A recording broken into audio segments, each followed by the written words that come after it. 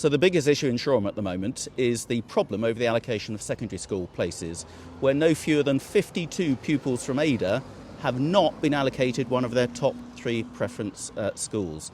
And they come disproportionately from Swiss Gardens School. Over a third of the Year 6 pupils going on to secondary school have not got in one of their top 3 schools. And that's caused huge angst and annoyance, and I share that annoyance amongst the parents.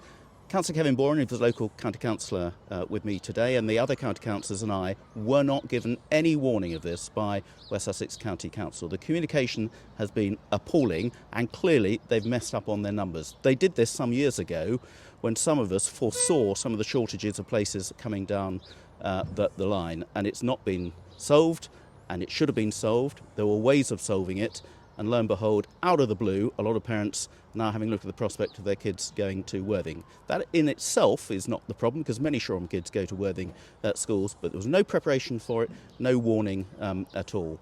So there was a really big public meeting. We were all there, over 200 parents, real concerns amongst them. The heads from local schools came along, and out of that meeting, there are various follow-ups that we're going to be responsible with. We've had lots of meetings with county councillors, with the officials at the education department, with the local heads and others. But we've got some clear takeaway points from that meeting that we're going to be progressing and reporting back to local constituents on a regular basis. Kevin, what are we following up on? Yep. The first 2 immediate things that we are going to do is to help the parents and explain the appeals process to them, because they need to appeal the various different decisions made, so we're going to be flat out helping them on that.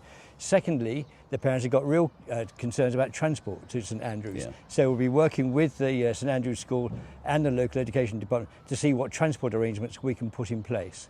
Finally, we are going to sit down with West Sussex, the leader, Paul Marshall and others, and really work out what we need to do so that Adur has a proper, sustainable senior school strategy for the future, and no more surprises for parents.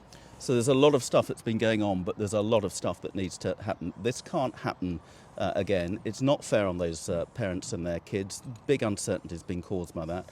We've got ideas about how this can be solved in the longer term through the expansion of some of the existing schools, perhaps on satellite sites such as Shoreham Academy and Sir Robert Woodard Academy, but this needs to be sorted now. We're going to do that. We're going to work with the parents and schools to achieve that, and we'll report back regularly on how that's going.